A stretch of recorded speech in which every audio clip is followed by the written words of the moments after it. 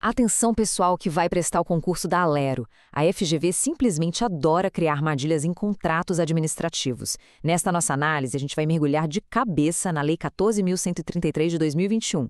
E o objetivo não é só entender a matéria, mas principalmente aprender a pensar como a banca e antecipar cada uma das pegadinhas. E é muito importante dizer, tá? Toda essa estratégia, toda essa análise é baseada integralmente no Caderno de Estudos número 15, uma obra do professor Dr. Marcelo Lessa, que é o idealizador e a mente por trás do projeto Alero Turbo.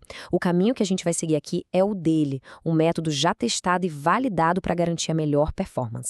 Bom, nossa jornada aqui está dividida em 5 etapas bem estratégicas.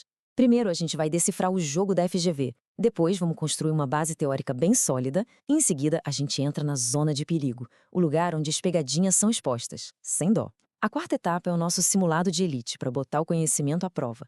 E, por fim, a revisão de ouro, com aquilo que de jeito nenhum pode ser esquecido. Vamos nessa? Vamos direto ao ponto.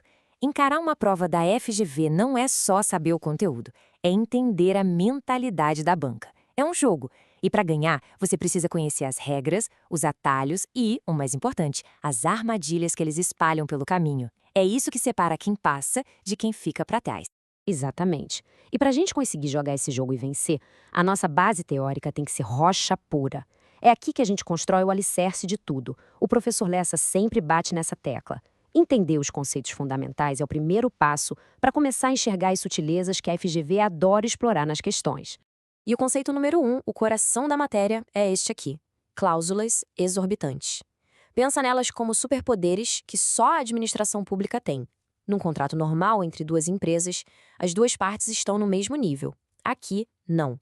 A administração joga num patamar acima. Ela pode alterar o contrato, fiscalizar de perto e até rescindir de um jeito que seria impensável no direito privado. E por quê? Porque, no final das contas, o que manda é o interesse público. Agora, um desses superpoderes, que é a alteração unilateral do contrato, tem um limite. E este número aqui, esse precisa estar na ponta da língua, 25%. A administração pode aumentar ou diminuir o que foi contratado em até 25% do valor inicial. Essa é a regra geral, o nosso ponto de partida.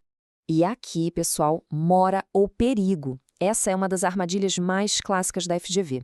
O ponto crucial é o seguinte: a regra geral, os 25%, vale tanto para aumentar quanto para diminuir o contrato. Já a exceção de 50% tem duas travas. Só vale para aumentar e apenas no caso específico de reforma de edifício ou equipamento. A banca vai tentar te confundir dizendo que a diminuição pode chegar a 50%, o que é mentira. Atenção total nisso. Mudando de assunto, vamos falar de tempo, da duração dos contratos.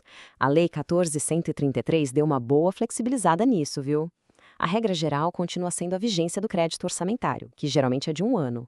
Mas, para serviços de natureza contínua, tipo limpeza, vigilância, o prazo pode chegar a 5 anos e ainda ser prorrogado até 10 anos.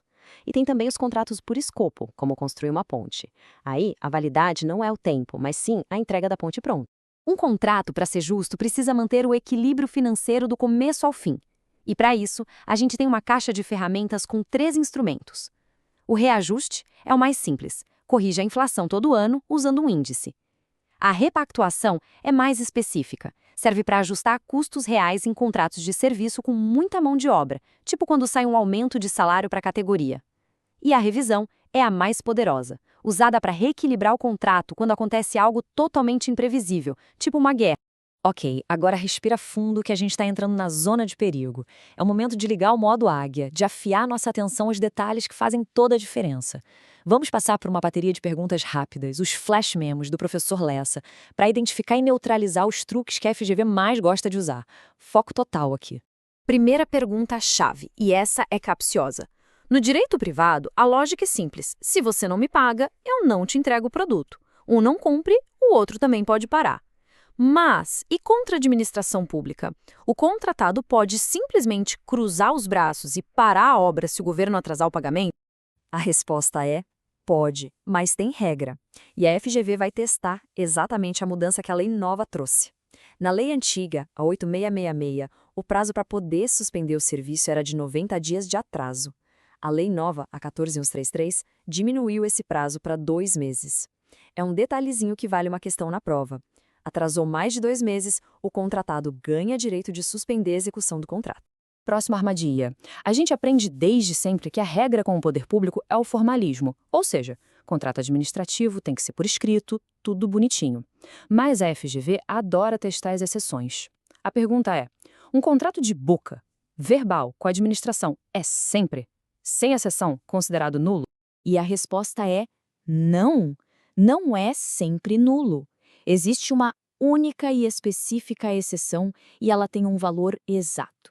Para pequenas compras ou serviços de pronto pagamento, com valor de até R$ 10.000, o contrato verbal é sim permitido. A ideia aqui é dar agilidade para aquelas despesas pequenas do dia a dia. Agora, vamos para um conceito mais moderno, que a FGV está cobrando cada vez mais, até porque é uma das grandes novidades da Lei 14.133, matriz de riscos. Que bicho é esse e por que é tão importante saber o que significa? Pensa na matriz de riscos como um tipo de acordo pré-nupcial do contrato. Antes mesmo de começar a execução, as partes sentam e definem, se tal coisa der errado, quem arca com o prejuízo. Por exemplo, se o risco da variação do dólar fica com o contratado, ele não vai poder chorar e pedir mais dinheiro se a moeda subir. Por quê? Porque isso traz previsibilidade e segurança jurídica, evitando um monte de briga no futuro. Certo. Agora que a gente já passou pela teoria e ficou esperto com as armadilhas, chegou a hora do nosso treinamento de elite. Não tem jeito melhor de aprender do que ver o conhecimento em ação. Vamos aplicar tudo que a gente viu em questões reais da FGV e entender na prática como a banca cobra isso. Dá uma olhada nessa questão. Uma empresa fornece combustível. As palavras-chave que pulam na tela são guerra internacional e preço disparar, o que tornou o contrato inexequível. A pergunta é direta. Qual teoria justifica a revisão desse contrato? Gabarito, teoria da imprevisão, e a lógica é cristalina. Uma guerra é o exemplo de livro de um fato imprevisível, uma alha extraordinária, algo que está totalmente fora do controle das partes. Isso quebra completamente o equilíbrio financeiro original do contrato e por isso justifica a revisão. Veja, não é um simples reajuste pela inflação, nem uma repactuação por custo de mão de obra. A FGV montou o cenário para levar direto essa resposta. Próxima questão, agora sobre a matriz de riscos na vida real. O contrato foi claro. O risco da variação do câmbio em até 10% é do contratado. Aí o dólar sobe 8%. E aí, o que acontece com o contratado? A resposta é clara. O contratado vai ter que arcar com prejuízo e ponto final.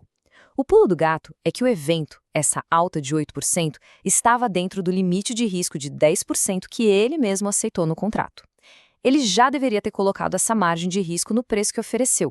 A matriz de risco serve exatamente para isso. Se o risco foi combinado e alocado, não tem choro nem vela. Não se fala em reequilíbrio. E agora chegamos na nossa revisão final. É o nosso resumo de ouro. A gente vai repassar de forma rápida e direta os pontos mais quentes, aqueles que sempre caem e que ninguém pode ir para a prova sem ter na cabeça. Vamos lá, jogo rápido, alteração unilateral. A regra é 25% para mais ou para menos. A exceção é 50%, mas só para acréscimo e só em reforma.